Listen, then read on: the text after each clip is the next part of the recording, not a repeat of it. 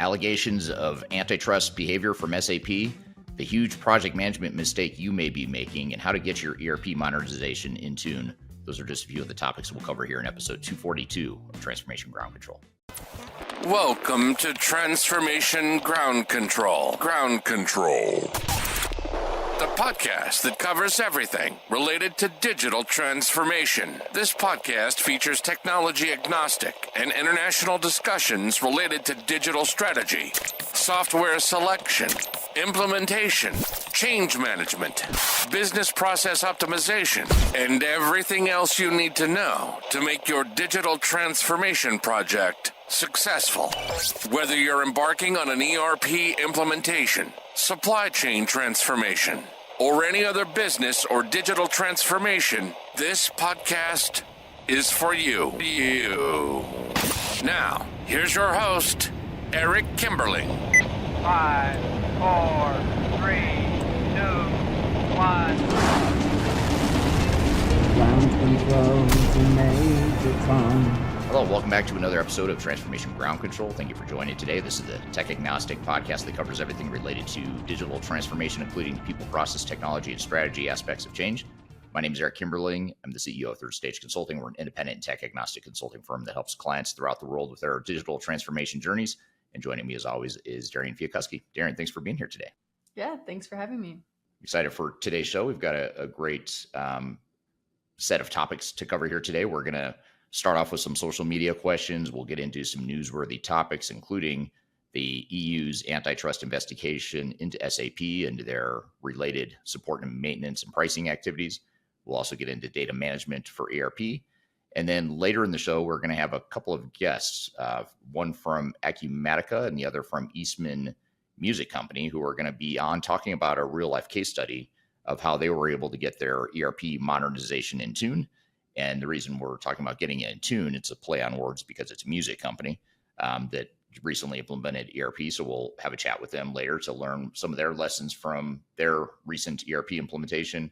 And then later in the show, we'll talk about the huge project management mistake that you may be making on your digital transformation. So we've got a lot to cover here today. But before we jump into some of our guests and other topics here today, what are some of the social media questions we've received recently, Darian?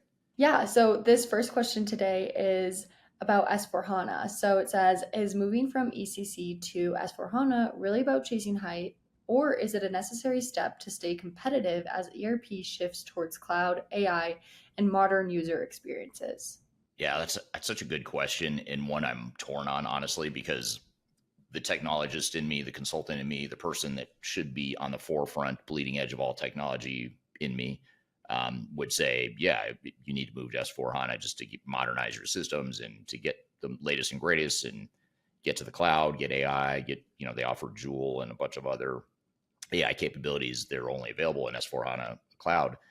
So that part of me would say, yeah, it probably is a good idea to move to S4HANA, but the skeptic in me and the realist in me understands that most organizations don't have tons of unlimited resources and time and money to implement S4HANA. And a lot of them, quite frankly, aren't prepared to take on the risk because those are very risky endeavors. One of the biggest problems we see with the migration or the journey from ECC to S4HANA is ECC for a lot of organizations was a heavily customized environment. It was a good tool that allowed them to not only have a full-blown ERP system that was at the time sort of the gold standard of ERP systems, but it also allowed them to customize the software very heavily. For better or for worse, they could change the software to fit their business needs and their unique competitive advantages. But those same organizations now, when they go to switch to S4HANA, find that, okay, S4HANA has some great capabilities and some new things we don't have now, but we're also losing a lot because all that customization we spent years and years fine-tuning and investing in, we're losing that now. And now we're assuming or hoping that S4HANA gives us something better.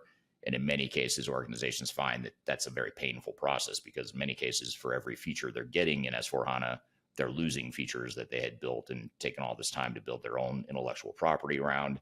And so, I think we all have to be realistic and objective and just look at the cost benefit of, does it make sense?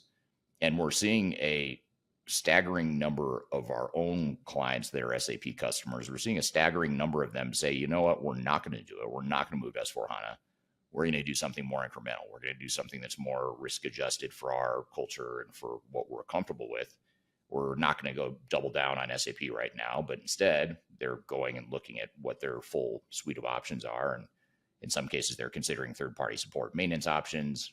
In some cases, they're considering AI tools outside of SAP that they can bolt on to SAP or use in the same universe as ECC. So there's a lot of different options you have available. You don't have to go to S/4HANA. I mean, again, the technologist in me would say, let's be on the latest and greatest, take advantage of all this R&D and all the capabilities SAP is investing in. But the only person that can decide if that makes sense for your business is you as an organization, if that makes sense for you and your risk tolerance and your budget and your tolerance for pain and chaos and risk and all that stuff. Only you can decide that. And if it turns out that you're not on the same page with what SAP wants you to do, then don't do it. I mean, it's as simple as that. It's not the end of the world if you're a little behind on technology. You don't have to be the latest and greatest. If you manufacture widgets or do anything other than something that's super high tech, there's no need for you to be on the latest and greatest. You can find other systems that give you more incremental capabilities and bigger improvements, potentially at a lower cost and lower risk. So I think just being objective about it, being realistic, it's easy for us as outsiders to say, yeah, invest heavily in new technology or else they're going to be left behind. You might get left behind. We see plenty of companies that get left behind because they fail massively in their upgrade from ECC to S/4HANA. And that's even worse. That's much worse than being quote unquote left behind on-prem, with your old ECC system.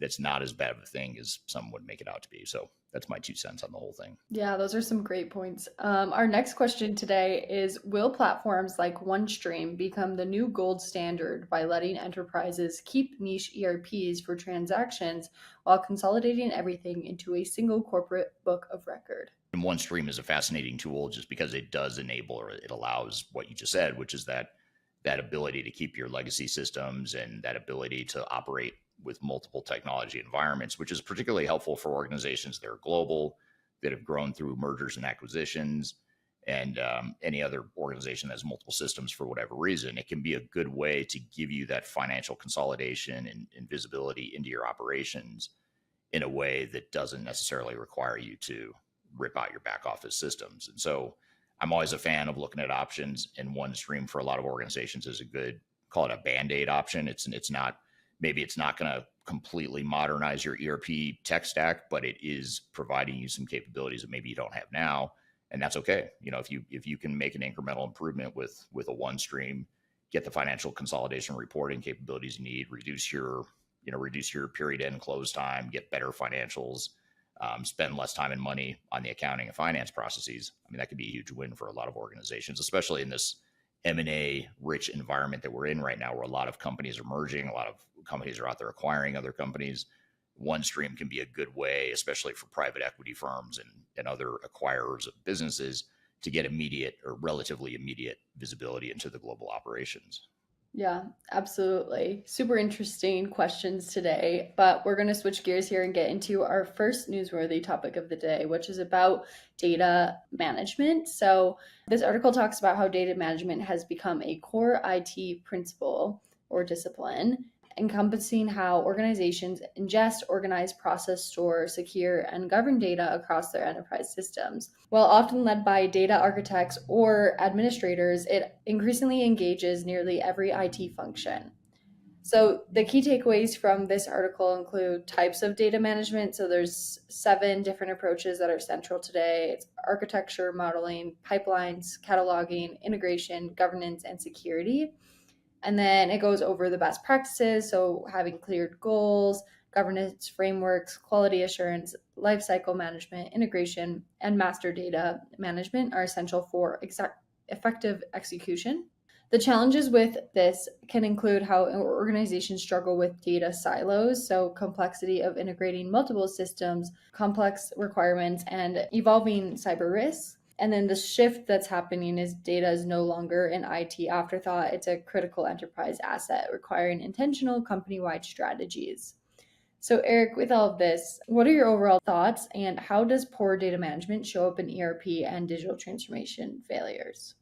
Data management has been an Achilles heel of digital transformations for a long time. It's nothing new. I think it's just exasperated by and underscored by artificial intelligence. Now with the robust tool sets we have, even going back to predictive analytics and business intelligence and now artificial intelligence, all of those technologies are things that are very data hungry. They need data and they need good data. And the dirtier the data is and the less accurate the data is, the more inaccurate the technology is, and the more people have a tendency to blame the technology for their woes. When in reality, a lot of times the system's fine.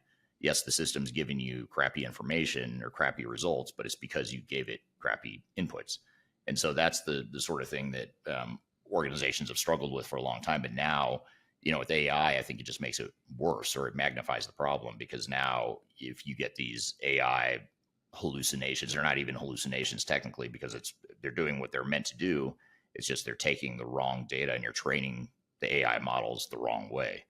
And so it can actually create a lot of problems if you don't have that. And so that's why it's so important to invest that time and money to get the data right. And so many organizations really overlook this pretty significantly. And I think they think that by hiring a software vendor and a system integrator or an implementation technical partner, that those partners are just going to handle the data aspect for them. But typically, I'd say 99% of the time, in the proposals and statements of work and the contracts that you have from your vendors, your outside vendors, is typically they're going to say, yeah, we'll move the data over for you, but we're counting on you to clean it, to get it ready, to scrub it, to maybe even map it to the new data fields in the new system. And once you've done that, sure, we'll bring it over. We've got the migration tools to move the data into the new system.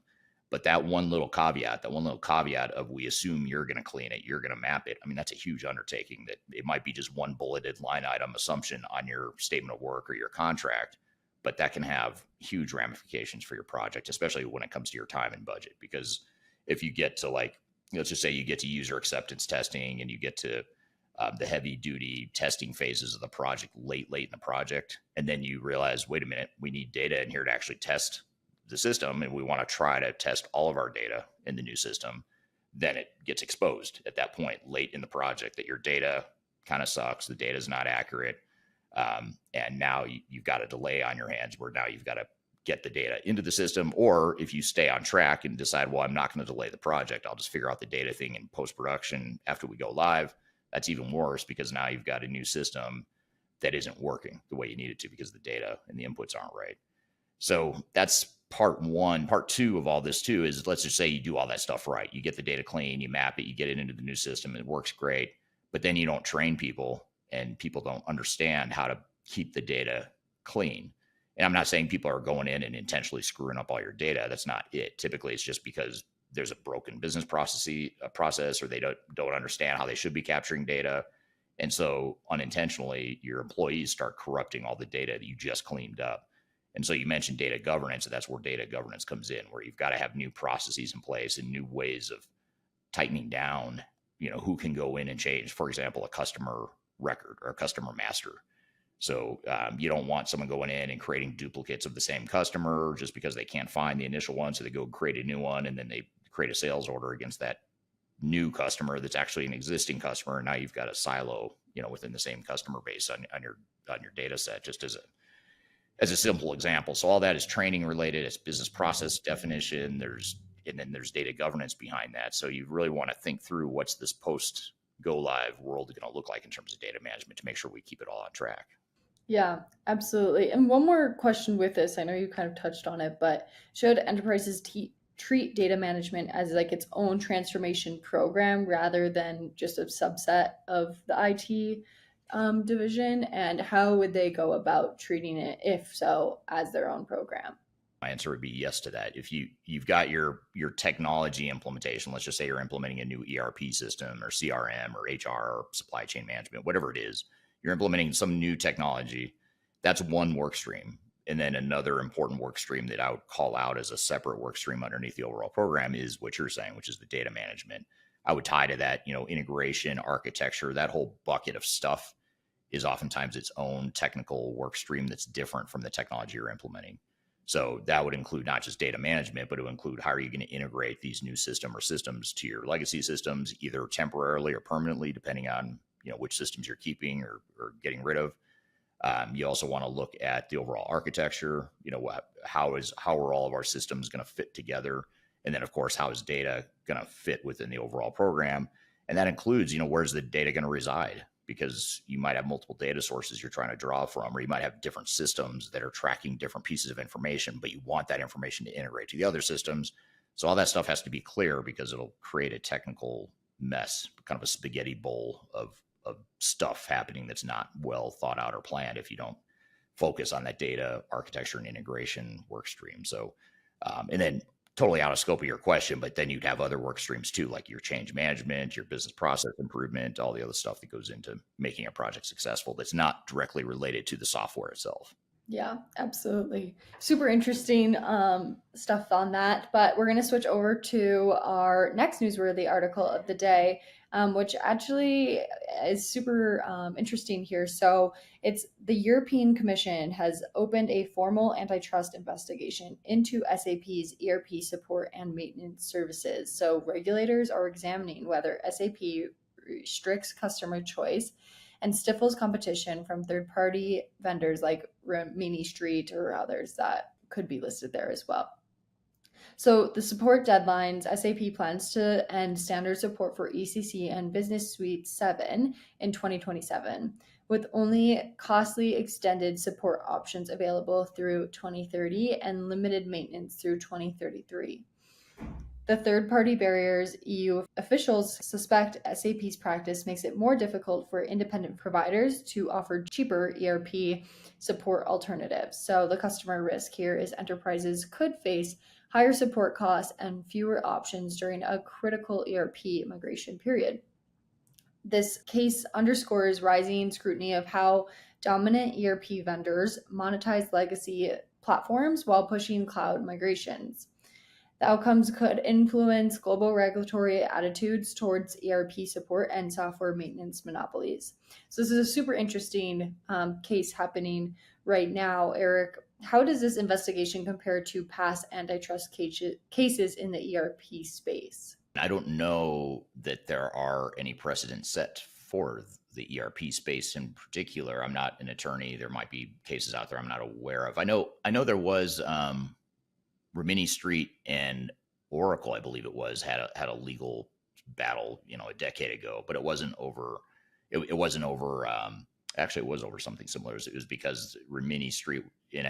I may have these facts wrong, but I'll give you the general gist of it. Even if the parties I'm naming are wrong, the general gist is true, which is there was a legal case. I think it was Rimini Street. I want to say there was another firm called Tomorrow Now, or I can't remember the name of it, but I don't think they're around anymore. And then Oracle were involved because Oracle was suing Rimini Street, I believe, because they thought that Rimini Street was stealing intellectual property to be able to support, to provide that third-party support and maintenance to customers that wanted that third-party support. I believe Oracle lost that case, and Rimini Street is obviously Rimini Street is still around. They're still providing third-party support, and I know that case is settled. I would go Google it. Do not count on my memory here because I know I have some facts wrong here. But the general gist is there was litigation around third-party support a while back, but I believe this is the first time where a vendor has been accused of antitrust behavior. It reminds me a lot of the Google and Microsoft cases. Like both Google and Microsoft have had issues with the EU and the antitrust division of the European Commission in the past, and they've had to settle some of those litigation. And I think, honestly, the Google and Microsoft cases were a big deal because it wasn't ERP, but it was consumer facing. So it was consumers that were being harmed in this case. So the government, I think, was a little bit more aggressive in that case. And as government regulatory bodies tend to be, they tend to regulate more when it's business to consumer. In this case, we're talking about business to business, but I still think SAP's behavior is a lot like Google and Microsoft. In fact, I would argue it's worse. I think SAP, this is just my personal opinion, not a legal opinion, but in my opinion, I think SAP acts like a monopoly, and I think they wish they had a monopoly, and I think they behave like a monopoly in many cases. And they use their size and scale to disadvantage third-party providers. I think they use their size and scale to disadvantage customers. And quite honestly, I think it's catching up to them. And this is something, I actually have a video coming out that I already filmed before this news broke. It'll be released here in the next few days. But it's a video about how I'm comparing SAP to BlackBerry and Blockbuster Video. as two obsolete companies that not because they missed a technological trend necessarily, although they did. It was more about the hubris and arrogance that those two companies both had that led to their demise. And I think the same thing is going to happen to SAP. I think eventually they will no longer be relevant to the tier one ERP conversation. People, I know I get criticized a lot for saying that, but I just don't think they can sustain their current model. We see so many pissed off customers right now with SAP. People are not happy with SAP. SAP may think they're winning because they are forcing enough people to switch over to S4HANA, and financially they're doing really well. The stock price has been doing well. They're doing all the things they need to be doing strategically, but they are pissing off a lot of customers and they're not helping themselves. And there's just too many startups and too many other alternatives out there. And I think the whole ERP category is at risk, but I think SAP probably has the most to lose right now by some of the behavior. So that's not a legal opinion, of course, but I'm not at all surprised. And honestly, I'm glad that the government is investigating, because I think it's been a long time coming, especially ever since this forced migration from ECC to S4HANA. I mean, when you hold the world's largest organizations hostage and essentially say, we're going to extort you and force you to move over, but we're not really forcing you. You can do whatever you want. You just can't get support from us or other people if you don't continue with your migration to S4HANA. To me, that's extortion. So you can call it what you want, but in my opinion, that's extortion, and the government should be looking into this. And if anything, just to apply some pressure and get them to rethink their business practices, which, again, in my opinion, are highly unethical at best. Yeah, absolutely. It's super interesting. But for immediate implications for CIOs, what should they do if they're currently running ECC or Business Suite 7? Obviously, they could look into third party, but is there any other options? I mean, I would keep it simple and do what you need to do. I mean, forget SAP for a minute, forget Remaster, forget all these third parties telling you should or shouldn't do what you need to do. Just do what you need to do and look at your options and be objective about it. Ask the hard questions. Do we really need to be on S4HANA? Do we really need support and maintenance from SAP? Could we go to Remaster? Do we really need to upgrade S4HANA? Maybe we just stick with ECC. Is that the end of the world? Probably not. SAP will tell you it's the end of the world because they're cutting off maintenance, and ECC will someday be completely obsolete. You won't be able to find resources that can support ECC.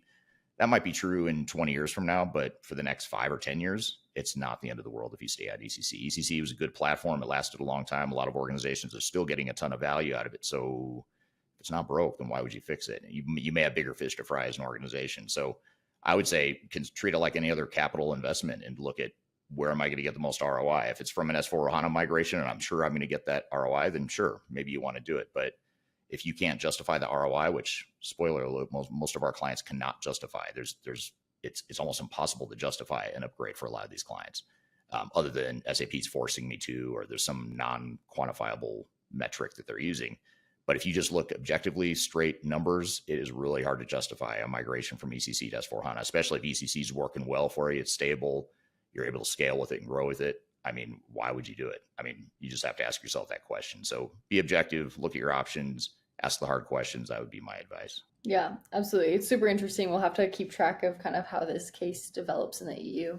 I hate to say this and admit it on the air, but I will admit it. I don't know that I've ever been more excited for some legal action by the government, because I think I've been waiting for about at least 5 years for someone to step in and do something. And I'm not a fan of government regulation, by the way. I'm more of a libertarian, keep the government out of my business sort of person. But when big businesses get this crazy, sometimes I think you need someone to step in and call a timeout. So we'll see what happens, though.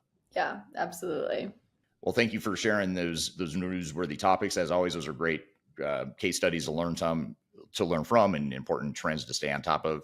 We've got a lot more to cover. In fact, we're going to take a quick break and bring back a couple of guests. We're going to bring on a couple of guests, one from Acumatica and one, it's actually the chief revenue officer of Acumatica. And then we're going to bring on one of Acumatica's customers, which is Eastman Kodak. Or I'm sorry, not Eastman Kodak. Talking about obsolete companies. That company no longer, I don't think they exist anymore. Eastman Music Company, not Eastman Kodak. Eastman Music Company is going to be on here in just a moment, and they're going to talk about lessons from their implementation. We'll have their vice president of operations, who was responsible for the project, the ERP implementation. We'll talk about some of the lessons learned and see what takeaways we have there. And then later in the show, we'll talk about the huge project management mistake that you may be making that you're not aware of. So we've got a lot more to cover. Be sure to stick around. We'll be back with more Transformation Ground Control. I met her in a club down in Old Soho, where you drink champagne and it tastes like Coca-Cola. One of the biggest problems I see in digital transformations is companies trying to implement or use systems that just can't keep up with their growth.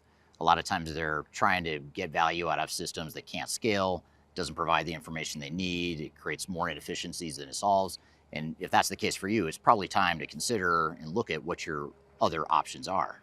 Acumatica is an ERP system that we've seen work well with a lot of organizations, especially those that are looking for something that's scalable, industry specific, and gives you more predictable pricing. And that last part's really important because so many software providers out there have unpredictable pricing and kicker clauses and ways to escalate the cost to you without necessarily guaranteeing value. So if that sounds like something that'd be of interest to you, you might want to check out Acumatica. One of the things I like about this system is that they provide unlimited user pricing. So you don't get dinged, you don't have to pay more just because you added to your headcount and you continue to grow as a company. You have unlimited users you can have use the software, which is good for adoption too, because now you're not having to pay more for having more people use the system. And another thing I like about Acumatica is they, like most software vendors, are investing in AI, but they're investing in AI in a very practical way. It's not just a buzzword. It's not just a checkbox to say they have AI. They actually have some really good use cases of how a lot of mid-sized organizations are using AI. If you decide that you want to learn more, check the link below, because if you use that link, you can not only learn more about the product, but if you do decide that Acumatica is right for you, being a viewer of this show, you'll save 15% on your subscription. So be sure to check that out. Are you looking for ways to promote your product or service to enterprise technology decision makers and influencers throughout the world, like the ones who listen to this podcast? Major Tom Productions creates media, events, and influencer marketing for B2B technology providers. Our productions are exciting, educational, disruptive, and effective. Most importantly, they create results. Our content is unlike any other in this industry, engaging, influential, and trusted by technology buyers and influencers throughout the world. Each month, our productions reach hundreds of thousands of targeted buyers and decision makers who trust and engage with our honest and tech-agnostic content. With long-tail viral results and engagement with our content, Major Tom Productions provides a way to reach your target market and create awareness, calls to action, and a connection with potential customers. So collaborate with us today. Learn how we can feature your product or service on podcasts such as Transformation Ground Control, Journey to S/4HANA, and Journey to Dynamics 365. We can also feature your brand on our YouTube channel called Digital Transformation with Eric Kimberling, which boasts over 100,000 subscribers and over 2 million video views per year. You can also participate in our in-person events, including our Digital Stratosphere Conference. Contact us today to learn more. We can tailor a marketing campaign that works for you. We look forward to helping more people learn more about and become engaged with your brand.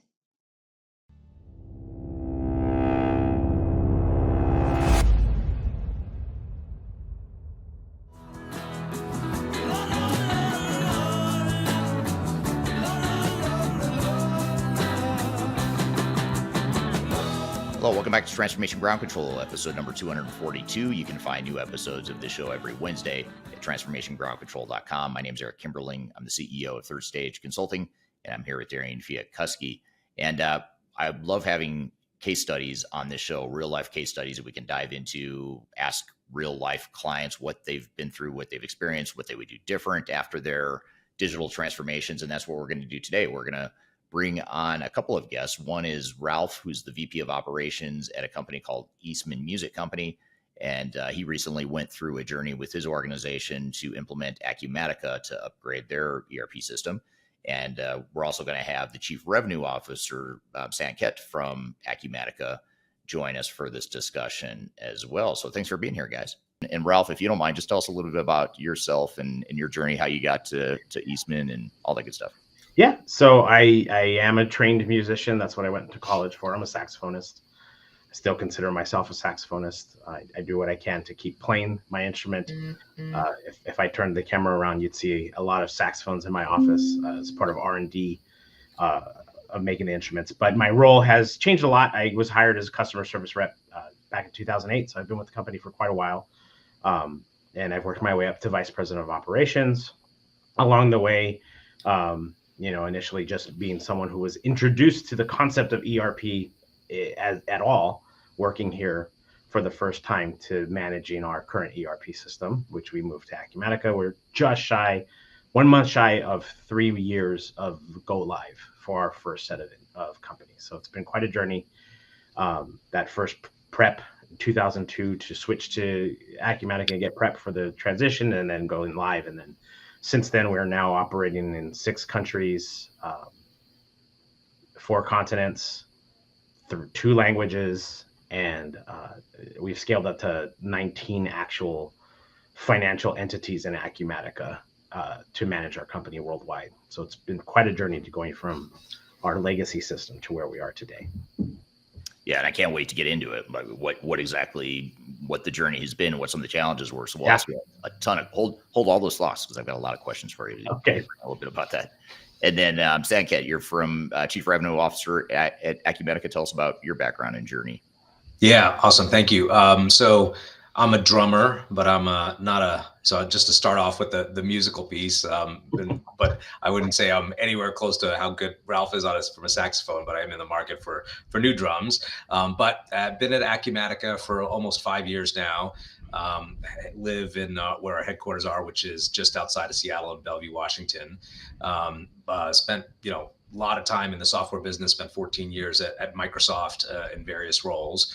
But, Acumatica is a cloud ERP company. We sell ERP to small and medium businesses around the world. We have over 10,000 customers. We focus on very specific industries like distribution, manufacturing, retail, professional services, and construction. So glad to be here and support the story. But Ralph's story in Eastman Music is quite fantastic. So he'll be the star for sure.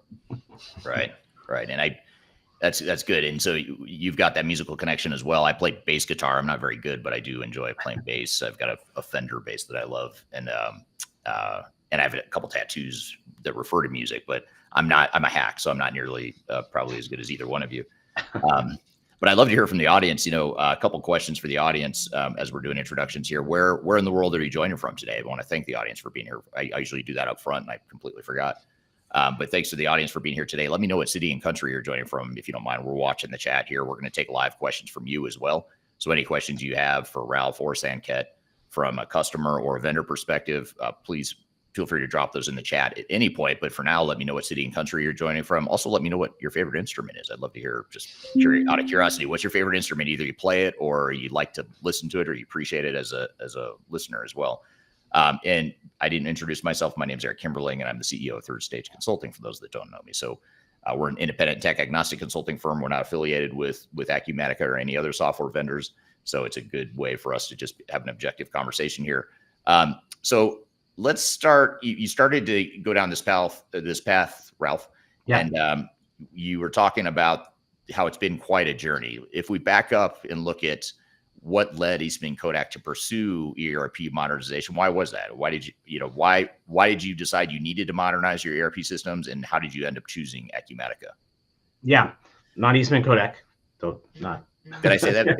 Yeah, oh man, no worries. Eastman School of Music, Eastman Kodak, Eastman Music Company. Yeah. I'll just clarify for 1 second. Sorry about that mental block there. No, you're good. So I started with the company. We were on Mass 90.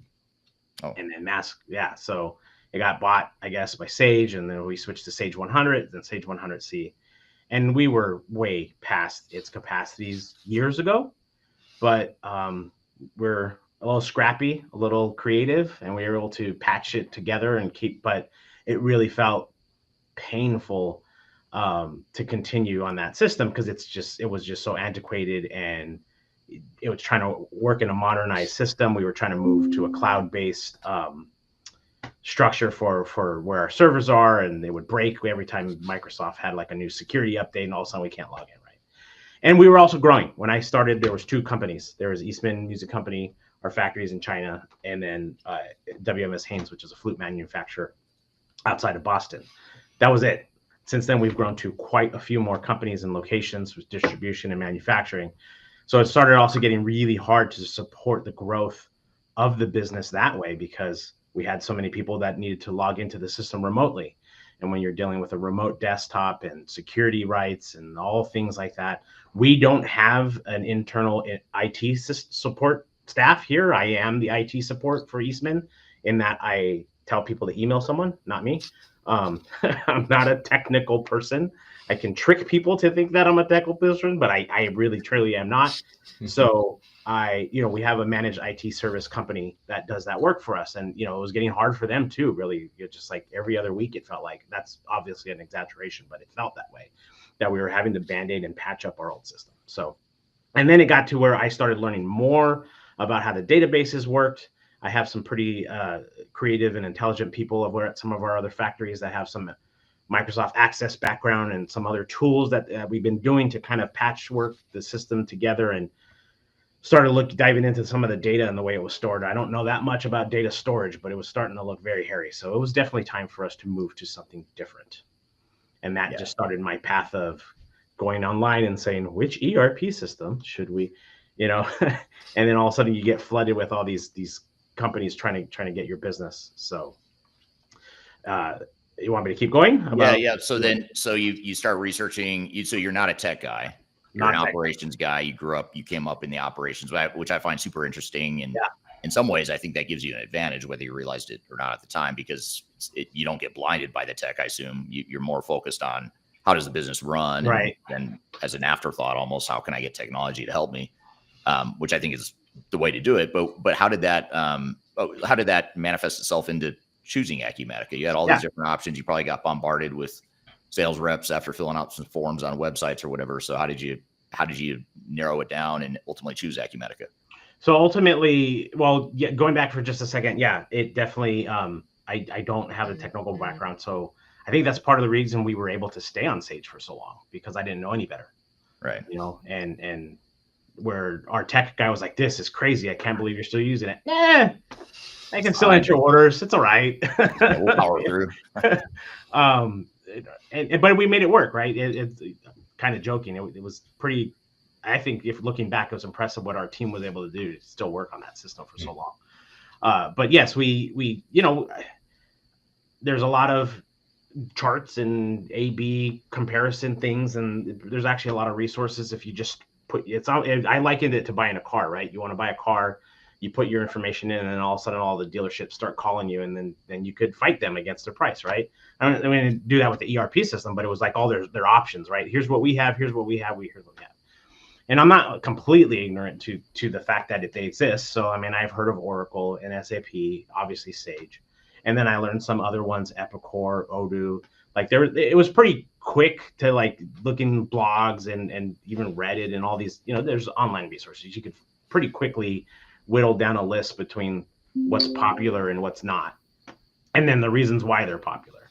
So that was part of it, me just doing some internet research, and then the research.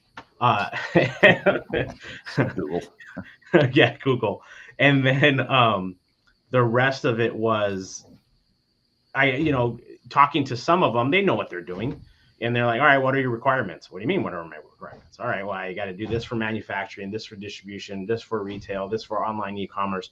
You start learning the list pretty quickly if you're interfacing with these people that sell ERP systems. You learn the lingo pretty quick. And we had a IT support that we worked with Sage. Obviously, we couldn't work with them anymore. We're moving away. They were also helpful too. They're like, well, whatever you guys look for, you're going to need this. If you stay with Sage, we can help you. If not, best of luck. So I just used the resources we had. I reached out to our IT support company. They obviously work with a lot of companies and their ERP system support. And they were the ones that actually mentioned Acumatica first, because they had another client that was looking at using Acumatica, and then he said, that guy, that operation guy over there is very much like you, pretty hard, pretty understands what he needs, very direct. So you might want to talk to him and see about what Acumatica is about. Okay. And then I started hearing about Acumatica from other things, because to be honest, I didn't hear about I didn't know about Acumatica before. I never heard of the word before looking for an ERP system. I heard of Sage, Oracle, SAP, and some others, that type of thing.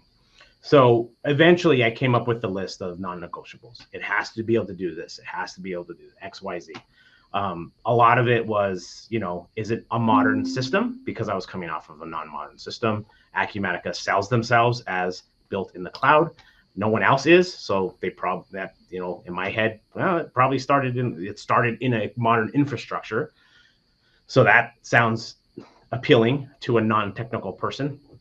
Versus something like patchworking an old system and trying to make it work in a new one. I already saw that it wasn't working well with Sage. I'm sure other companies have addressed that better than Sage. Not Sage. Their product Sage 100 was, did not work in a modern system. So that was appealing. There's a lot of security. Like I wanted easy access and big security. So those are like obviously two things that don't necessarily work together.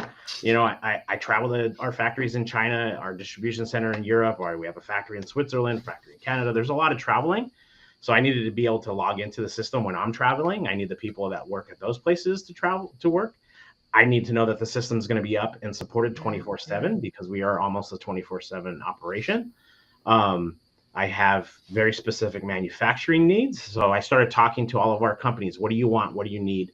What do you want? What does the current ERP system not give? What do you want to have from it? And I started coming up with a list. This is what we need from an ERP system. And from there, it was pretty quick to get rid of most options. Because as I went through our list of needs, some of them even, like NetSuite, I can remember specifically like, oh yeah, that's going to require customization. So that was like a no-go for me. Like I'm not ignorant. I know we're going to need customizations. We've had customizations right off the bat. But when the conversation on some basic things start out with, that's a customization, all right, you're off the table. So that was a big piece. So that was kind of like the more technical pieces of what I was looking at. And then also pricing, right? Like that at the end of the day, that's what's going to make you say yes or no to a product. Acumatica's pricing structure that is usage, not user-based, was very appealing to me because that was a project I didn't even want to go through. I didn't want to. Some of these companies were like, well, tell us how many finance users you're going to have, how many of this type of user, how many of this. I was like, I don't know. Like the CFO wants to use all of it. I got to get them 3 licenses with one of the companies like this. That's crazy. Yeah. But that's the way they were set up. And then I find out Acumatica, they're just like, no, unlimited users. That's awesome. Because then because we are in a growth period, we've acquired companies since moving to Acumatica, and I don't want that to become part of the negotiations. Like, oh, if we bring you on, we have to add 10 employees. That's going to be an extra $100 a month, $200, whatever. I didn't want to have to worry about per user. If we use the system more, then that's understandable. But to add like 3 people, I don't think it should cost me more. So especially if they're running reports or they're just accessing information, they're not even doing heavy transactions, or just entering move transactions through the production workflow. I don't want to think about paying for that person to just do my business processes.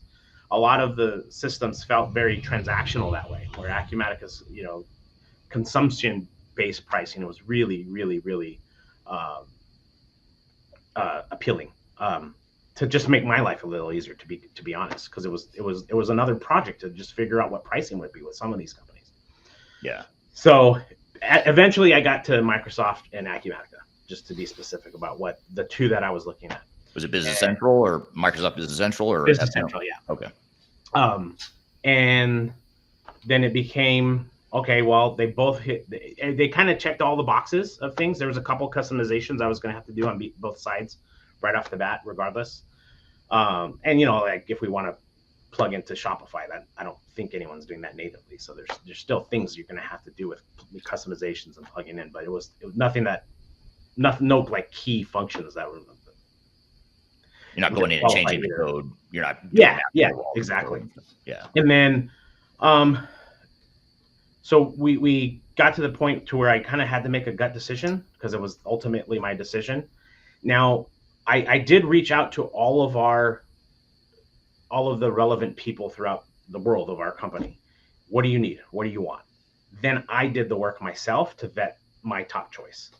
I didn't want to have 50 people, 10 people, 5 people make the decision together, because that would have made it take like another year. Right. I said, I'm going to do the work to say what I think is the best choice. Then we're going to present it to each company, and you all have the ability to tell me no, but you have to tell me why. So that was my my plan. That was the way I wanted to attack this. So I got to Business Central and I got to Acumatica, and then pricing. Obviously, that was a piece of it. I really liked Acumatica's pricing structure too. But then our VAR, our ERP person that was working with us to tell us on the product and be our support company through the transition. He said something I think that was really key to me, and just from his perspective, he had worked with Microsoft a lot. He had worked with Acumatica a lot. He said Acumatica, just at least for now, I hope it stays the same, but at least for now, they're a singular focused company. Everyone at the company has one job to make Acumatica better. Yeah.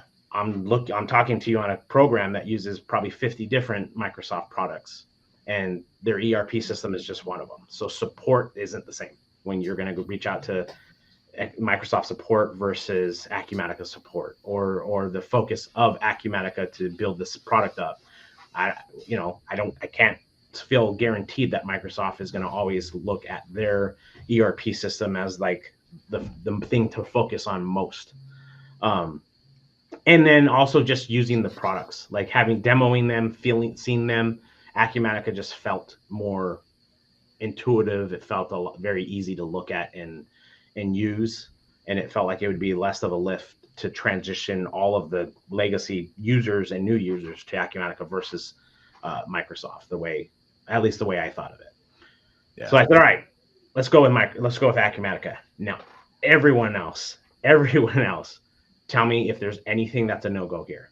And I went with marketing. I went with all divisions of the company, like the corporate part structure of the company, marketing, because we do use the CRM, pieces of the CRM, finance, operations, customer service, production, distribution, warehouse management, all of the systems that we need, and the leads of those systems.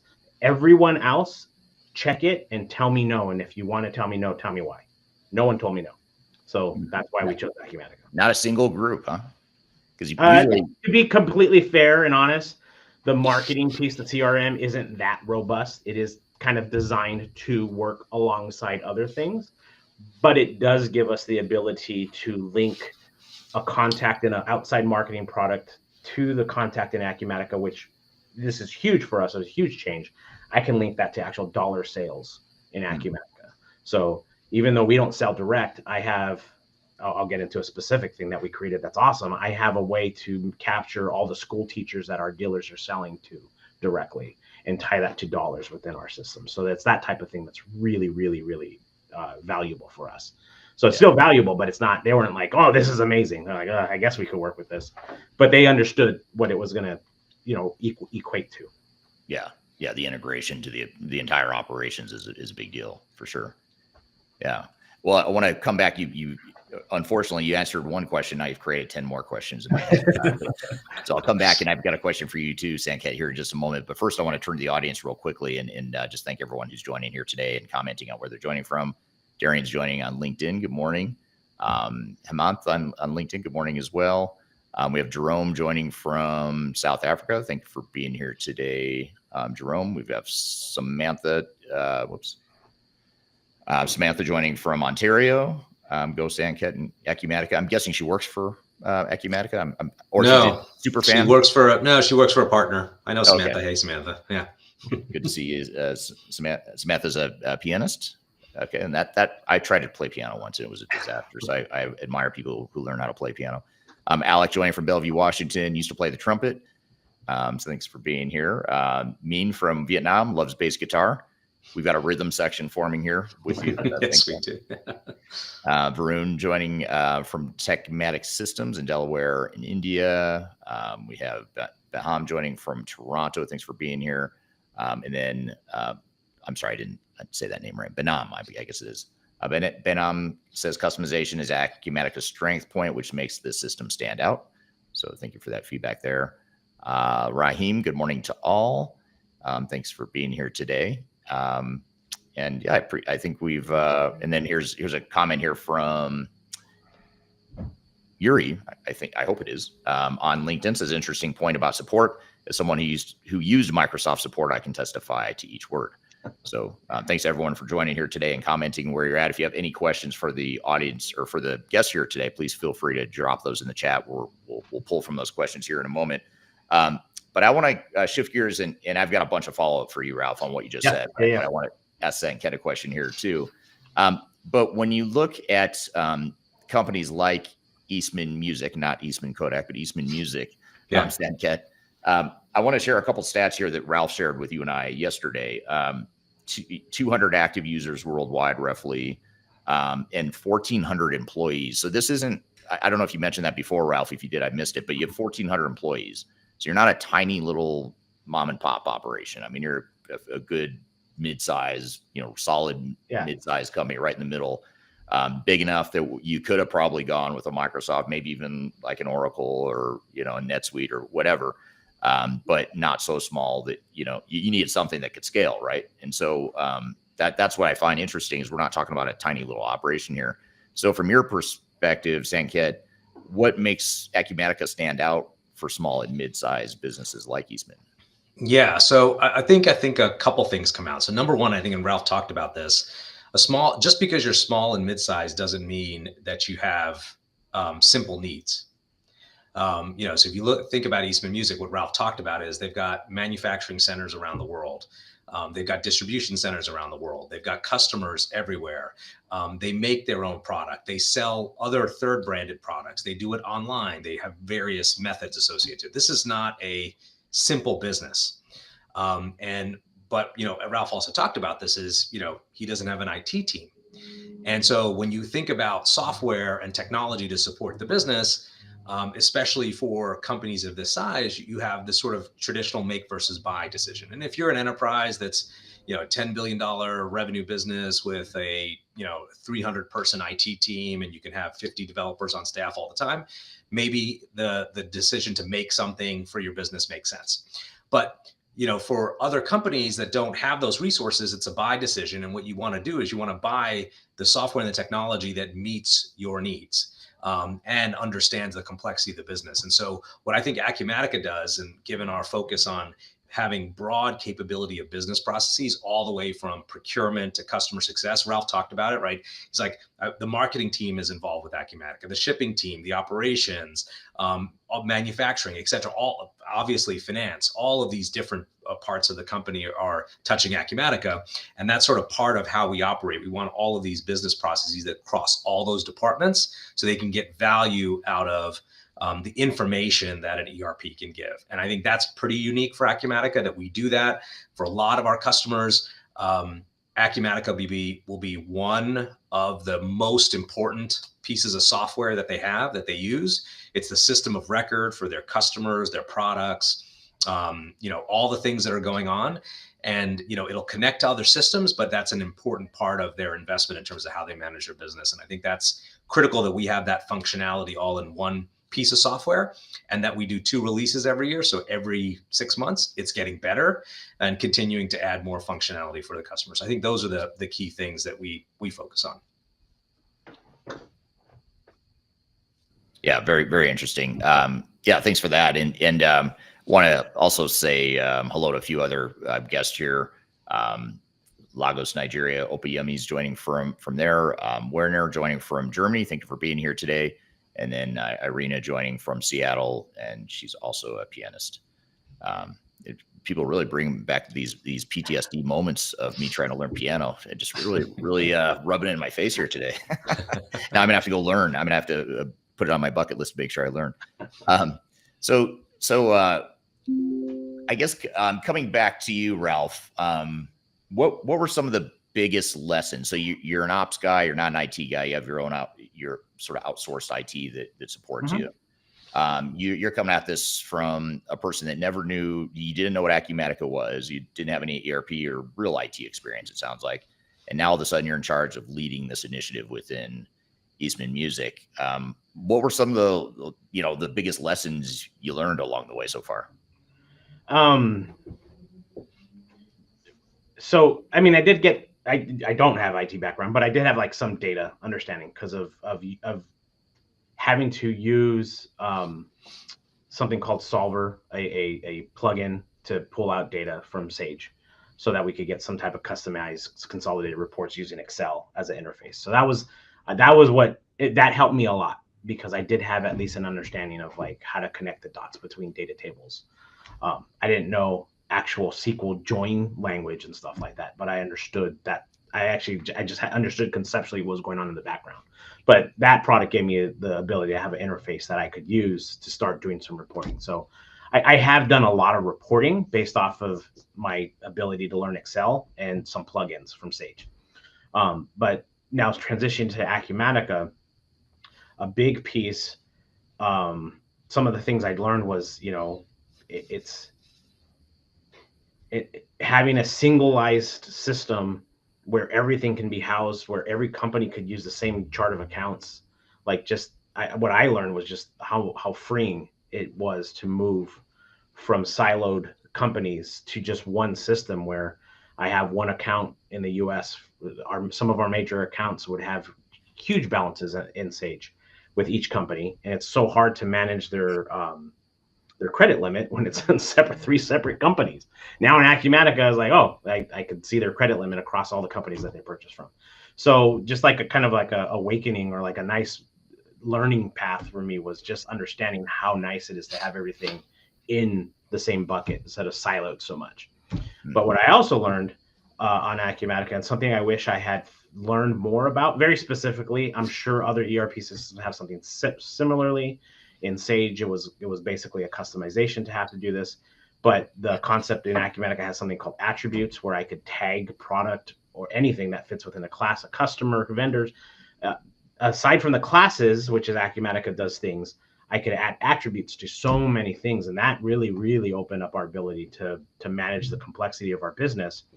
I don't want to create a separate item class for each brand that we sell. So I just made that be an attribute. Now I have amazing reports that show me brand sales across item classes. I could look at clarinet sales. I could look at woodwind sales. I could look at student woodwind sales. I could look at all student sales. I could look at Eastman Company student sales.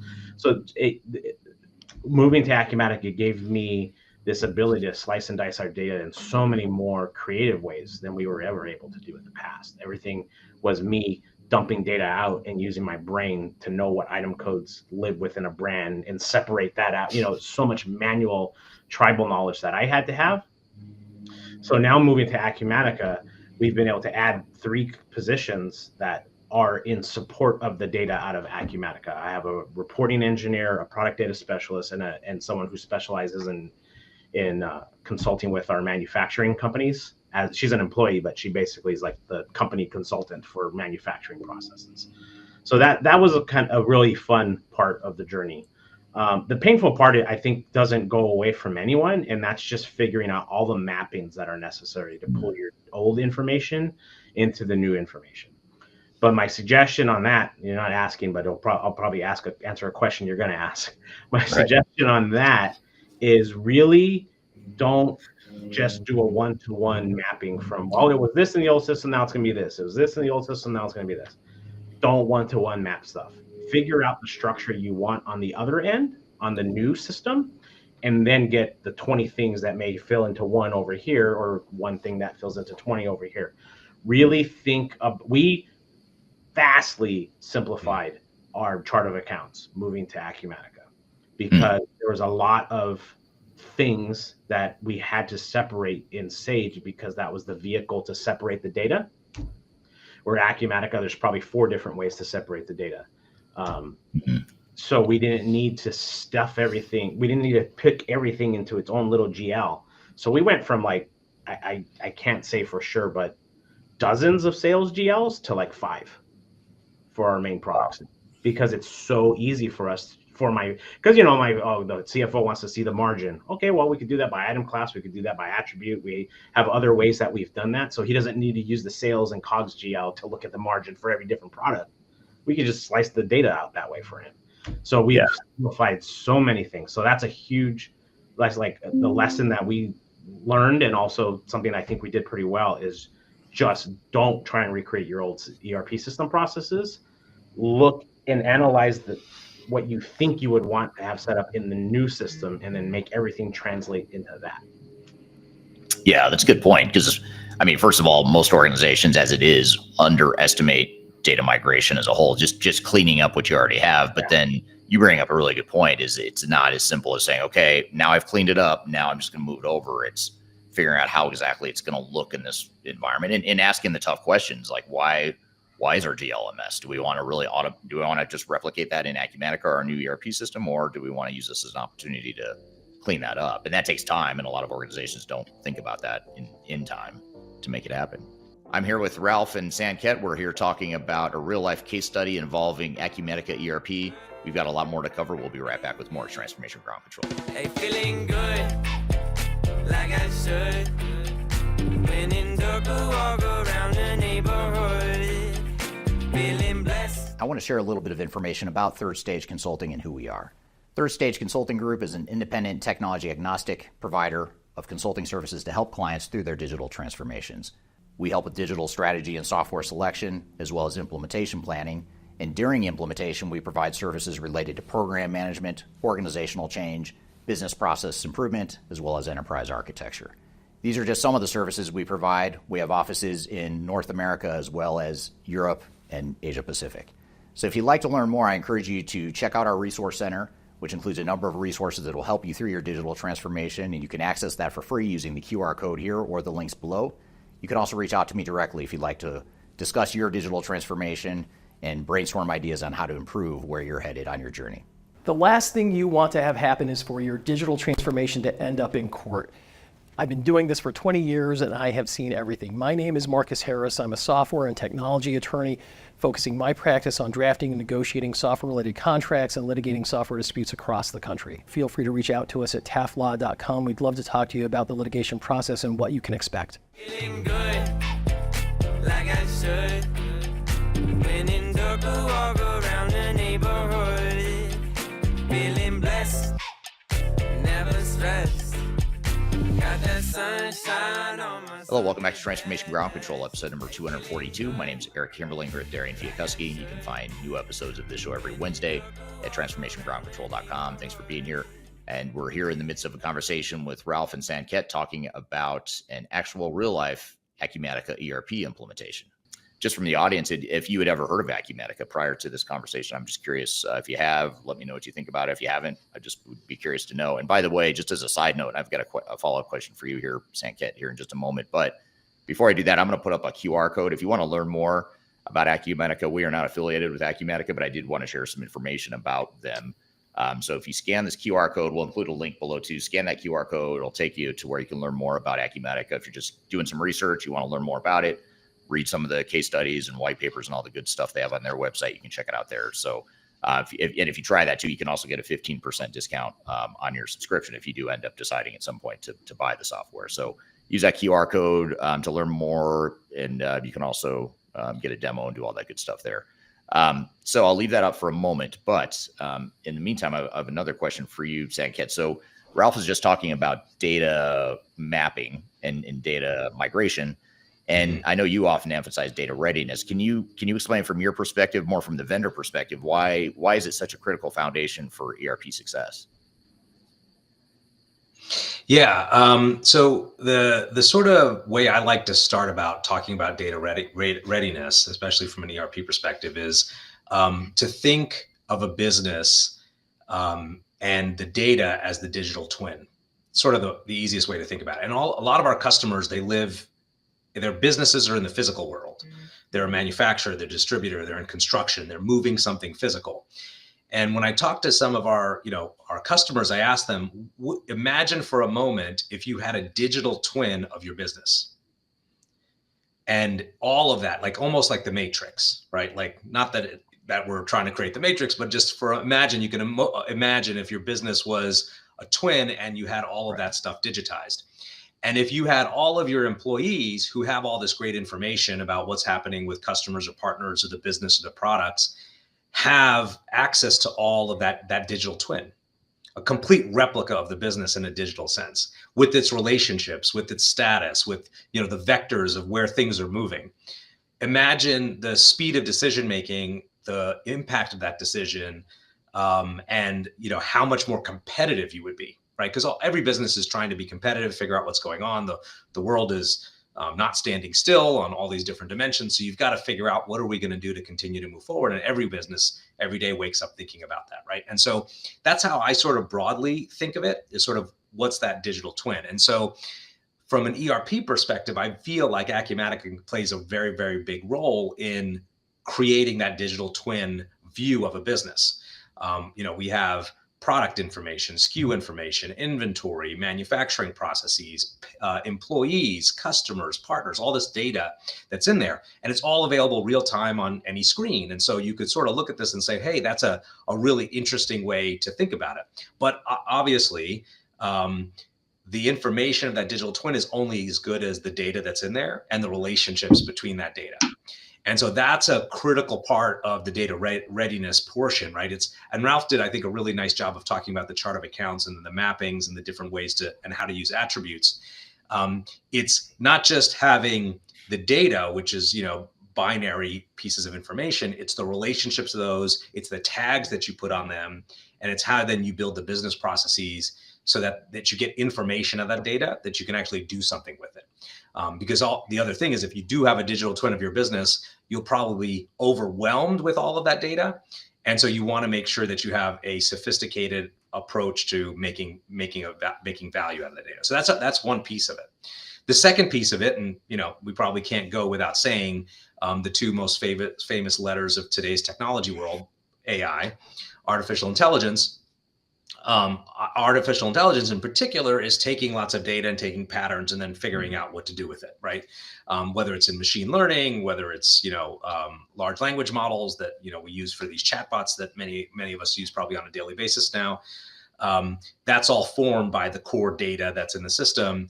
And so the unlocking of new capabilities also requires really, really strong data readiness to be able to take advantage of. So I think there's a historical part, which is that digital twin, and then it's the go forward capabilities that artificial intelligence will give employees how to take advantage of that data.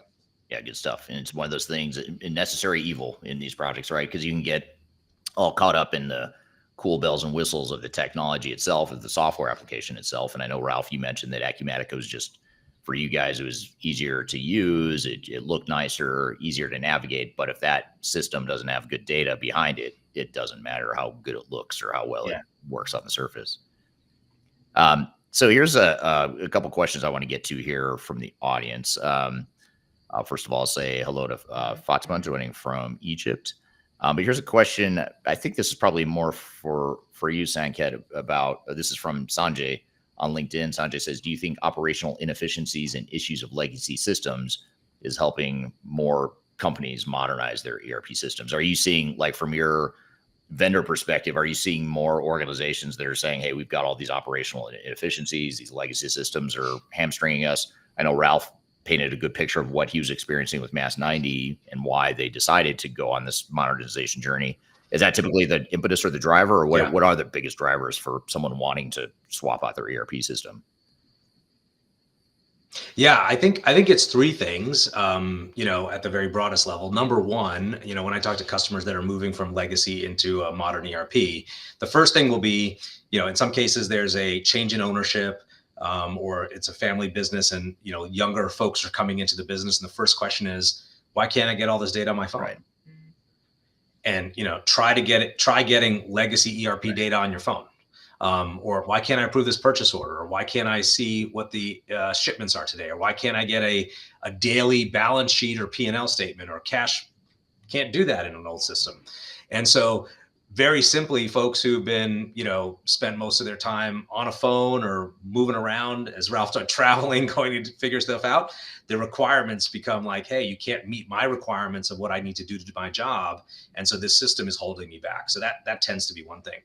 The second thing is the customer requirements. Customers are like, I want to know, what I'm ordering, what the price is, when it's going to come. I want transparency through the whole system.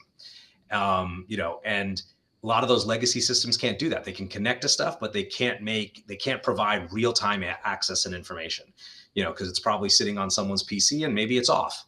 It's not working, or it's a server that's behind some firewall you can't get access to. And so those are just simple requirements. And if you're not able to do that, you're not able to compete, you're going to probably be left behind. And then the last thing Ralph was talking about, he wanted, a system that could access anywhere, but also had big security. That's another thing. We've seen a number of customers recently come to us using legacy systems where all of their data was held hostage by hackers. And, people think, oh, I've got my system, behind in my basement somewhere in my warehouse. Yeah, that's probably the easiest thing to hack. And so, that we've seen people get their businesses completely shut down because they aren't in a fully compliant, secure environment with all the security elements that you need. And you need people paying attention daily because the vectors of security are growing every day. And if you're not smart on that, you're going to have problems. And so you need to make sure that whoever you're getting your software from is thinking about that and helping protect, the company's data. So I think those are three things that we see very commonly as compelling events for people to move on to new tech. Yeah, and as you were describing your situation, Ralph, your legacy situation, it reminded me of a common theme I've been thinking about lately when it comes to user adoption. That is when you start looking at entry level employees, especially if they're younger, 25, 30-year-old people that grew up with social media. And to your point, Sanket, it was on their phones. You try to imagine a world where they're going to come into your company now and you're going to teach them Mass 90, or you're going to teach them like an old green screen system, and they're just not going to have any idea what, you can't even comprehend it. It doesn't make sense. For me, it does, because I grew up, when I came up in the tech world, that's what, I saw green screens. I knew what a transaction code was. I knew how it works, but no offense to the younger people, but they just didn't need to grow up in that environment. And so as we age as a society, you're going to have more and more of those kids, and soon they won't be kids, obviously, but they'll be older like us, and they'll not even know how to use these sorts of systems. So that learning curve, I imagine, is pretty important especially if you have attrition or you're bringing in new people, entry-level people. You're going to need something that's easy to grow with like that. No, we've seen a big difference in like the new hires, especially the younger new hires. The training is much, much faster. We would take 4 or 5 weeks to feel comfortable with a new CSR in our old system. We're now about a week. And we had better tools and processes, but it's just so much more natural to them. Like something sometimes when someone annoys me, it's like, you don't need instructions to use Facebook. Click around and figure it out. Because you can for Acumatica, right? Like Sage, I needed to have like some documented click here, and click here. Acumatica is not 100% intuitive like Facebook, but kind of, some of it is. So like, that was a huge change for us being on a modern user interfaces, because you don't need an instruction manual again for social media accounts. I never had to look at how to use Amazon. You don't really have to do that on Acumatica. You have to get trained on what the heck you're seeing on the screen, but to get to the screens, it doesn't take anywhere near the same level of training. Yeah.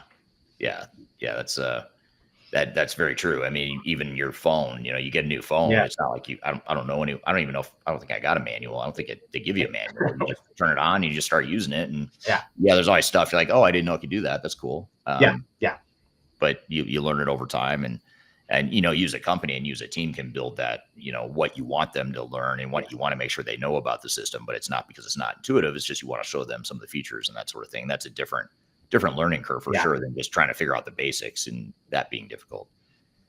Yeah.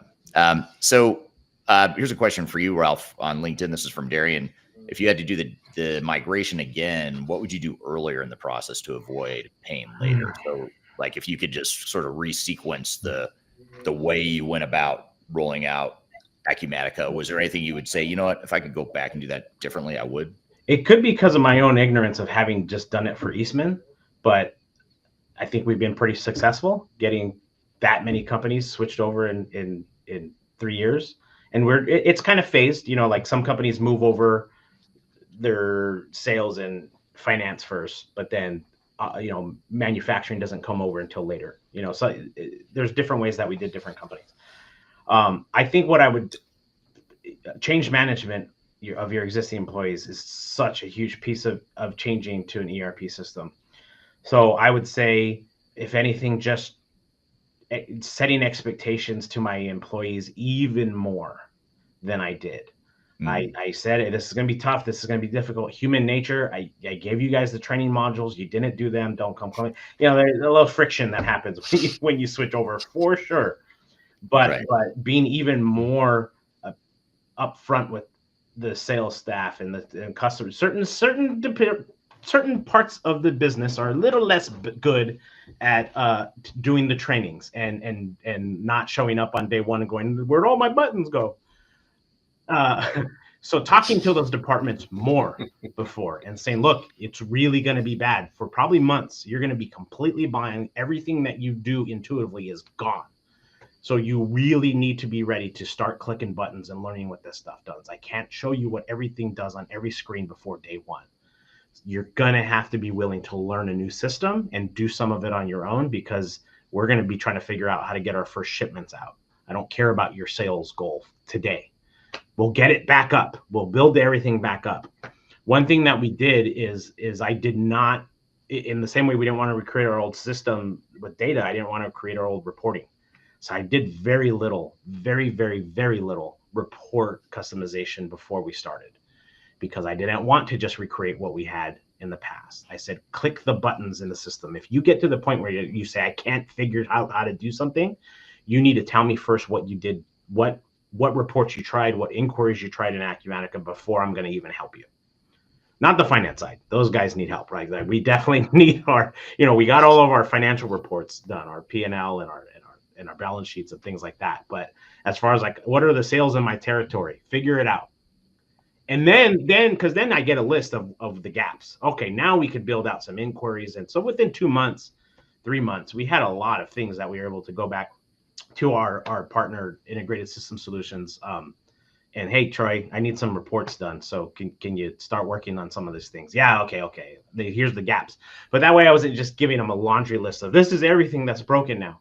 So kind of answering the question, but also kind of not. It's not just what I would do before. Also, what I would do differently during the initial launch is really having people understand this is going to be painful, but we'll get past it. And if we're just we're systematic about it, we don't freak out, we don't act like the sky's falling, we come up with a list of common things that are missing, we could get those replaced relatively quickly. And we did.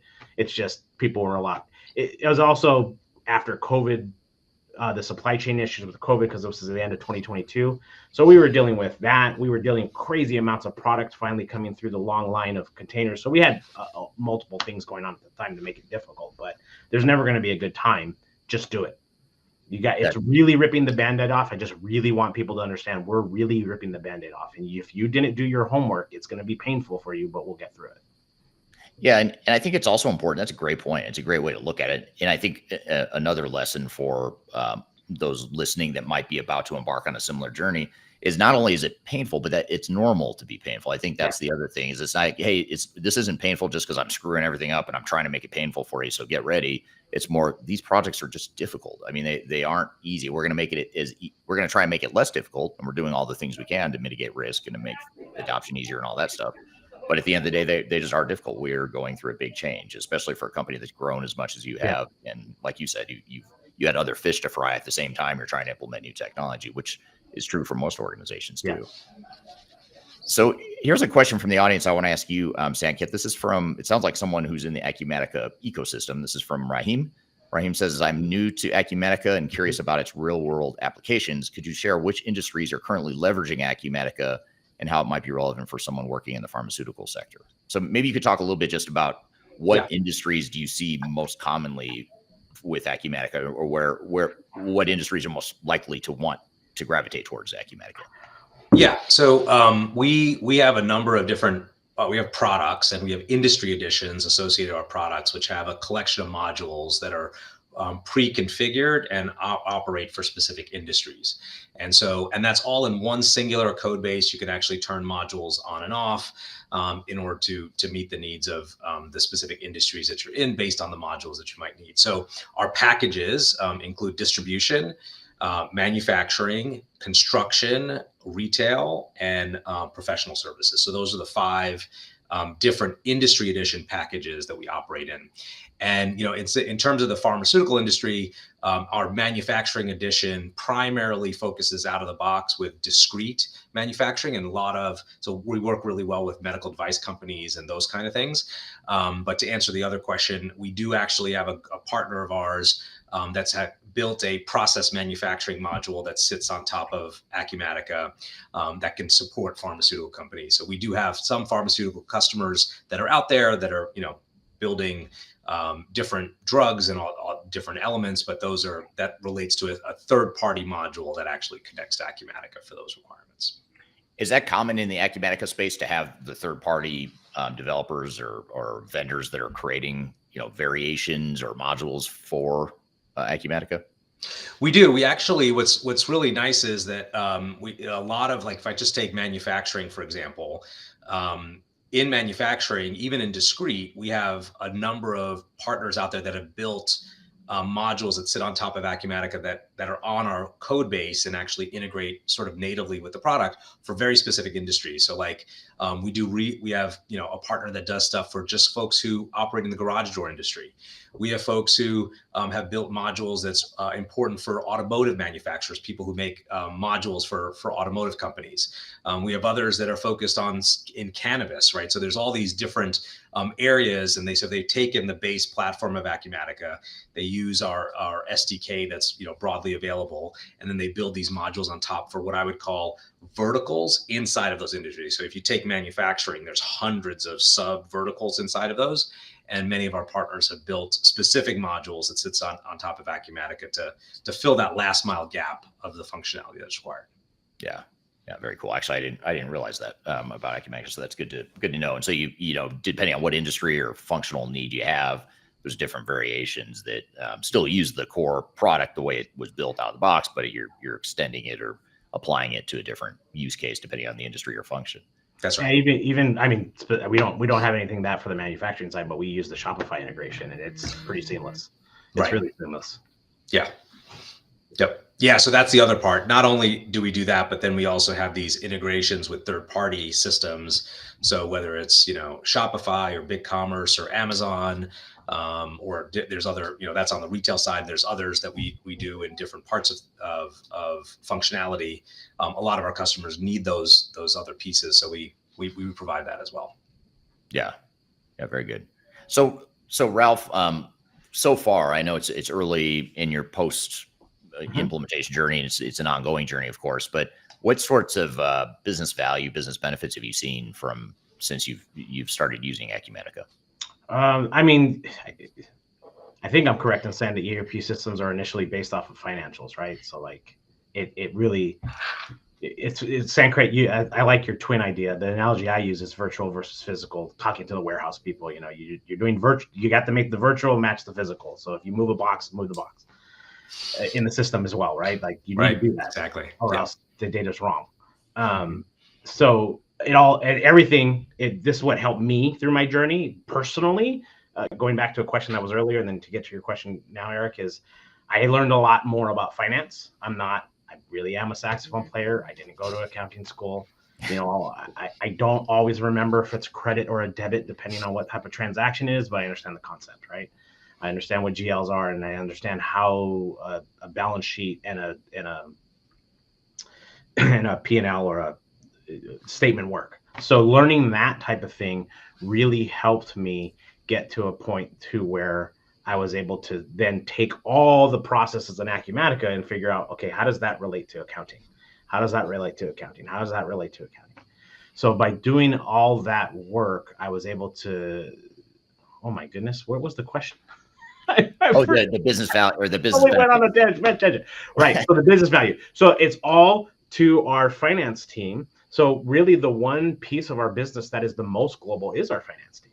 So I have 6 or 7 accounting people that manage all the accounting for the world.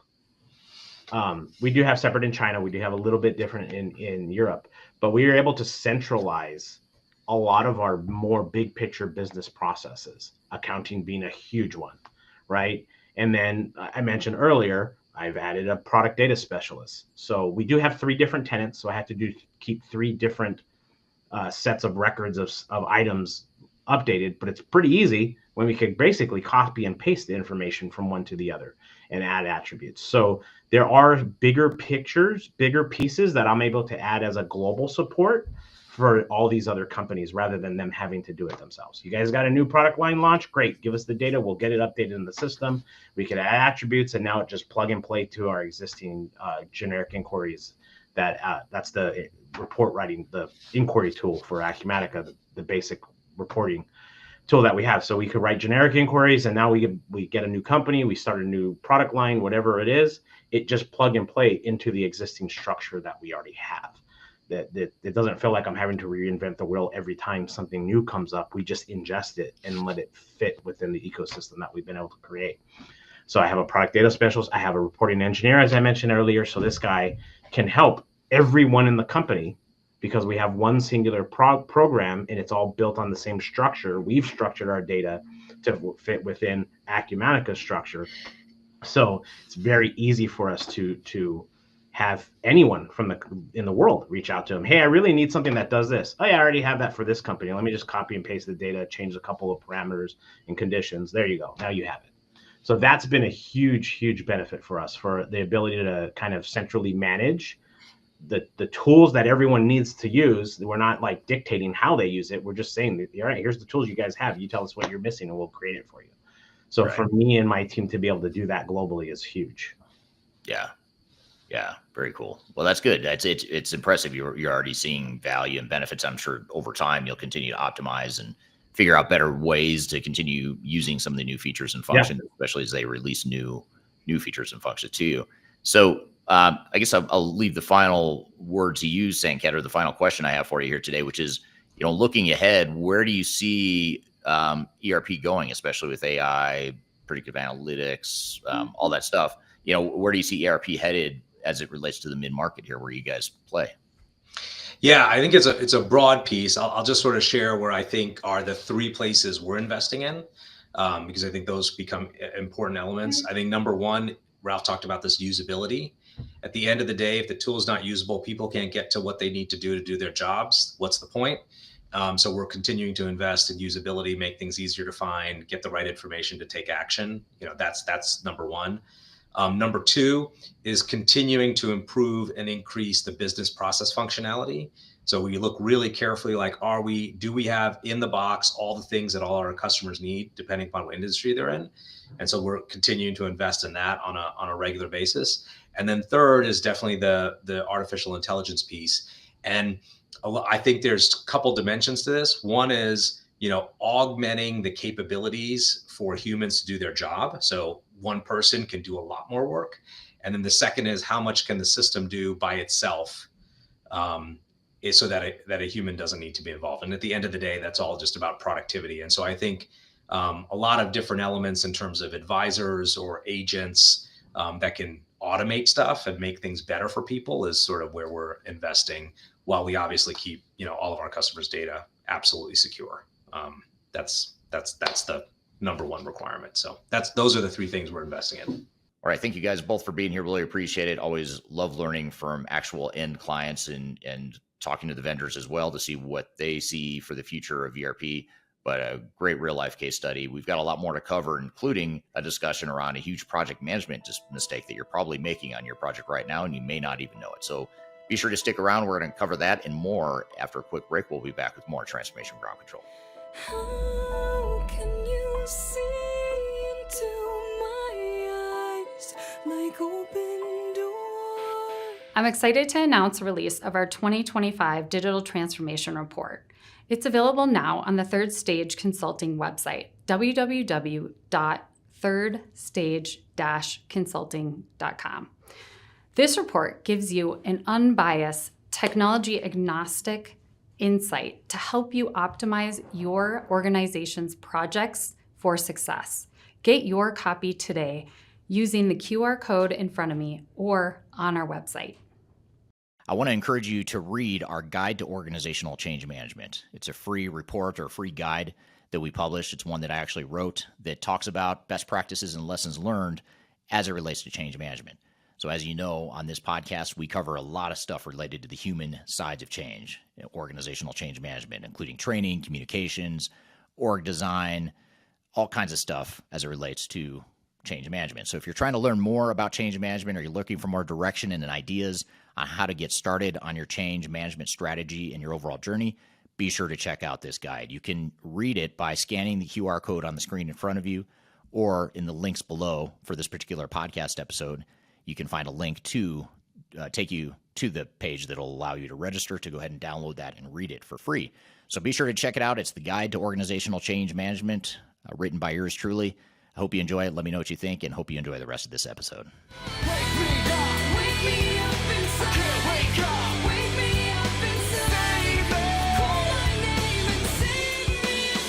Hello and welcome back to Transformation Ground Control, episode number 242. My name is Eric Kimberly, and here with Darian Chwialkowski. And Darian, we just had Ralph and Sanket on the show talking about a real recent ERP implementation. In fact, it's an implementation that's still ongoing. It involves Acumatica ERP.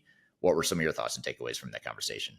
Yeah, such a great conversation overall. It's always nice to hear a real case study when you're talking about a vendor and seeing somebody's real experience with that. But just a couple follow-up general questions from that conversation for you, Eric. When a mid-market company is thinking about a digital transformation, what should they be evaluating beyond just software features? Yeah, well, I think Ralph had some interesting points and perspectives on that. I like how he, in his example, focused on the usability of the system and just the overall ease of use and the ability to train people and get people to adapt the system. He talked about that gut feel, how he had to go with his gut at some point. And I think part of it was based on some of the intangible aspects that you're asking about. So I think usability is one. He talked about pricing, which I think is another one. One thing he didn't mention that I was thinking about, but it didn't come up in his response, but it is something that triggered a thought in my mind, is when he was talking about the pricing and how the pricing model was so different. They didn't feel like they would get nickeled and dimed every time they wanted to add a new user or go acquire another company. I was also thinking about the culture of the vendor, because a lot of that is not only is it the pricing itself that's advantageous, it's the fact that you're working with a vendor that wants to be a true partner. And in this day and age of ERP vendors that are, just doing shady stuff, like we talked earlier in the segment or early in this episode about SAP and some of the antitrust allegations that they're facing right now, you want to work with someone that is just a good partner. They're not just providing a good product, but you're going to get the support you need. You're going to get the attention you need. You're going to be an important client to them. I think if Eastman Music would have gone and implemented SAP or Oracle Fusion or even Microsoft Business Central, Oracle NetSuite, I think if they would have gone and implemented some of those other better known systems that are out there, they probably wouldn't have gotten the same attention they deserved. And, how do you quantify that? You don't. You can't quantify that. It's not going to show up in your RFP response, comparison ranking or whatever. But it is something you've got to think about, especially if you've got two vendors that the products are very comparable. Then you have to start slicing hairs a little bit and start looking at, well, what's going to separate one from the other? And it may come down to things like culture. It may come down to general usability of the system. It may come down to pricing. It may come down to some of these different things that have nothing to do with features and functions. Yeah, absolutely. Yeah, it's super interesting. And what risks do mid-market companies then often underestimate in these digital transformations? Well, I think the user adoption and communication is one, and Ralph certainly alluded to that. That's very common that you hear companies say after the fact that they wish they would have spent more time on communicating and setting expectations and just getting everyone on the same page. Although I do like how it was interesting how he made it sound like he unilaterally made the decision to choose Acumatica, but he didn't really. He involved everyone in getting input on what they needed, and then he presented it to them and basically challenged them to tell them why this Acumatica solution would not work, and that seemed to be pretty effective. So I think, having said that, he did engage people, but then he talked about how he wished he would have spent more time just setting expectations up front. So it sounds like maybe he started by involving a lot of people, and then maybe he just didn't communicate as much as he wanted to later on, or at least not enough to be as effective as he thought he could be. So I think that is a good one. I think just being realistic about your implementation plan, because I think so many companies go into these with rose-colored glasses, assume that all is going to go great, and they plan accordingly. You don't want to plan for failure or plan for trouble, but you just have to plan for reality. And so I think that's another important one. That's why that phase 0 implementation planning piece of an implementation is so important. Yeah, absolutely. But it was a great conversation overall. Like I said, it's always nice to hear directly from a client with the vendor there. Yeah, absolutely. That was good stuff. Yeah. And we want to shift gears a bit. And I know Ralph was, a first time ERP project manager by default or by, I don't know if he volunteered. I guess I should have asked him that. Did he volunteer to be the guy, or was he told he had to manage that project? Because it's not always common to have the VP of Ops be the person that's going to lead a project. But he was either way a project manager for the project, and so that leads us to a discussion of, well, what are the common project management mistakes that organizations often make and that project managers often make during their implementation. So I want to show you this clip of a video that we posted on YouTube recently, where I talk about the huge project management mistake that organizations are commonly making. So let's roll the clip and we'll come back and talk about it. First, it helps to understand what is the difference between project leadership and project management. Project management talks a lot about how we're going to get things done. It's about milestones, it's about Gantt charts, it's about tracking budgets, tracking statuses, all that stuff, very important stuff.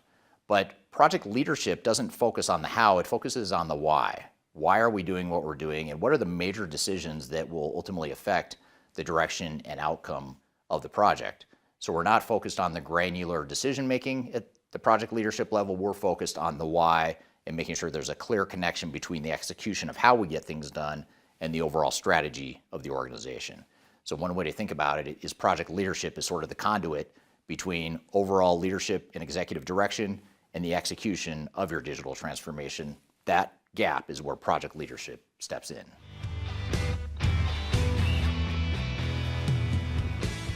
Project leaders focus on connecting the dots, as I mentioned before, connecting the dots between the execution of the day-to-day project and the overall strategy and vision of the organization.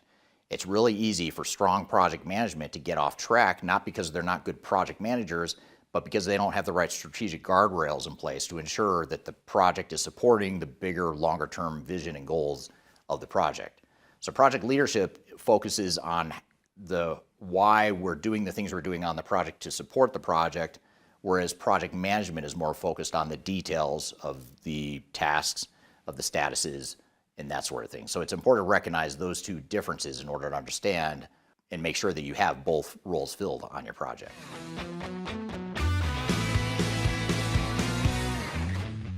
So this raises the question of why project leadership is so important in digital transformation, and why is it arguably more important than good project management? I mentioned before that even with good project management, you can still get off track, not because the governance and controls aren't in place, but because you're misaligned with the overall strategy of the organization. And that's one of the biggest roles of project leadership, is to ensure that the project stays in sync with the overall strategy. And not only that, but project leadership goes well beyond technology.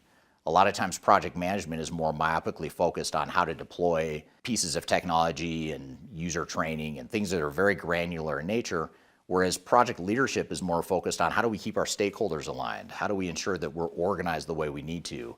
What are our big rock types of decisions we need to make as it relates to standardizing or changing operations or roles and responsibilities? What are the major process improvements that we expect to see from this project?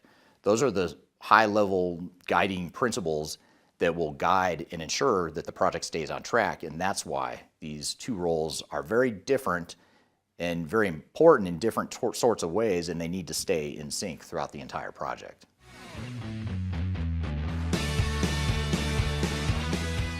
So what are the common warning signs that suggest that you might not have good enough project leadership? Well, one is if you don't have anyone other than your project manager managing the project. You could have an executive sponsor or an executive steering committee, but that isn't necessarily the same as a good project leader. You need someone that can make decisions on behalf of the organization and on behalf of the project team, and someone that can provide day-to-day guidance and direction to the overall project. And it's not safe to assume that a project manager can also do project leadership, because oftentimes those are two very different skill sets. Project managers involves PMP certifications and other types of training, whereas project leadership requires more of a business understanding and a higher EQ, to be candid. They need to be the people that can navigate disagreements and navigate the nuances and gray areas of projects, whereas project management is more focused on the black and white, either or sorts of functions within a project. So if you don't have both roles filled and clearly identified in your project, that's a big warning sign. Beyond that, if you start to see things like a disengaged leadership team, leadership's not involved in making decisions around operations or the way we're going to be organized in the future, that's another warning sign. If people are resisting change at a pretty widespread scale, that suggests you probably don't have strong enough project leadership. So those are just a few of the warning signs to watch for, but it's important to know that if you don't have both of these roles filled, you are going to have trouble during your implementation, and more trouble than the average implementation is going to have.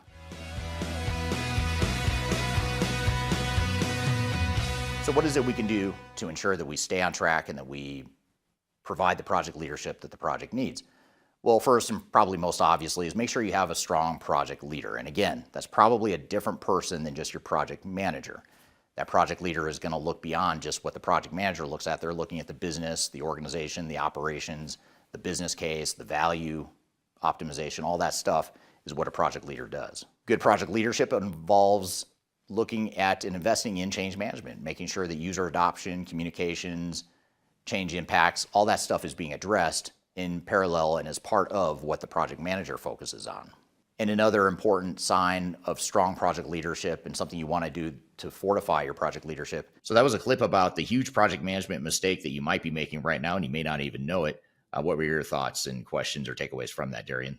Yeah, it was a great clip. I thought it played well into kind of everything we're talking about today when you are going through a digital transformation. A few things that really stood out, I guess, for me was the guardrails versus tasks. So like strong management without leadership risks delivering outputs that miss the bigger organizational goals. And leadership then provides that strategic guardrails that keep that project aligned.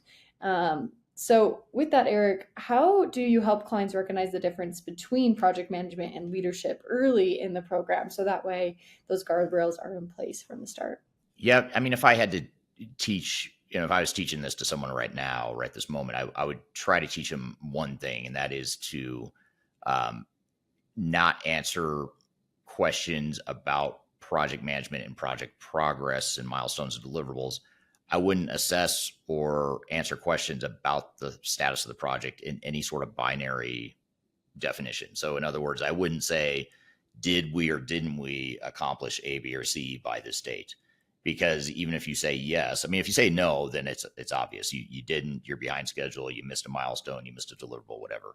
But what more commonly happens is the misleading or the misperception that the answer is yes. So for example, I'll give you a quick example. If someone says, yes, we finished the first round of user acceptance testing, then my first question would be, okay, you say you finished it, but let's look at how many scenarios did you pan out? How much of your business day-to-day volume and day-to-day processes are covered in those scenarios?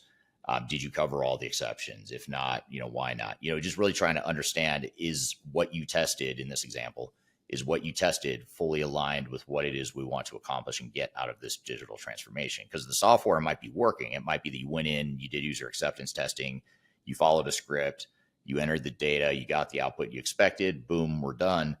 But the problem is if you've got the wrong script, the wrong scenario, or incomplete scripts and scenarios, then you're going to have this misconception that we're done, we finished it, we can check the box and move on. But someone has to be there to assess the quality of, does it actually align with what you want your business to be and your general operations, all that good stuff. So just helping project managers become project leaders in that way, I think that's the big differentiator. Is you've got to think not just did I do it or not, it's did I do it well. And in fact, it's not even did I do it well, it's how well did I do it. It might be that, yes, I completed it, but we only covered 50% of the scenarios that we typically see in any given day of our business. Well, that would tell me then, yeah, you finished it, but you didn't do it right. You need to go back and do it again. So you didn't finish it, would be my conclusion there. And I think that art is really important, and it's super hard to see and teach unless you've been through these projects a number of times. If you haven't been through these projects a number of times and you're just more of a scientific tangible project manager that checks boxes and follows Gantt charts, you're going to create a misleading expectation that everything's green and healthy and on track, on time, on budget, but the quality sucks. And that's typically what happens. And so that'd be the biggest thing I teach, is just to know that nuance between yes and no, did it get done or not, and transition into more of thinking around, I don't need to know yes or no. I need to know, how well did we do this? What percentage, quality did we achieve this at? Yeah, absolutely. But what a great episode today. Lots of good points in the conversation overall. Yeah, it's good stuff. So thank you for joining today. Thank you to our guests, Ralph and Sanket, for being here today. Thank you to the audience for the great questions and for being here as always. You can find new episodes and go watch all the past episodes of the show, or listen to the past episodes at transformationgroundcontrol.com. We've got 241 past episodes that you may or may not have seen, so be sure to check that out when you get a chance. Lots of good content out there. So thanks again for being here today. I hope you have a great day, and we'll see you next week on the next episode of Transformation Ground Control. Take care.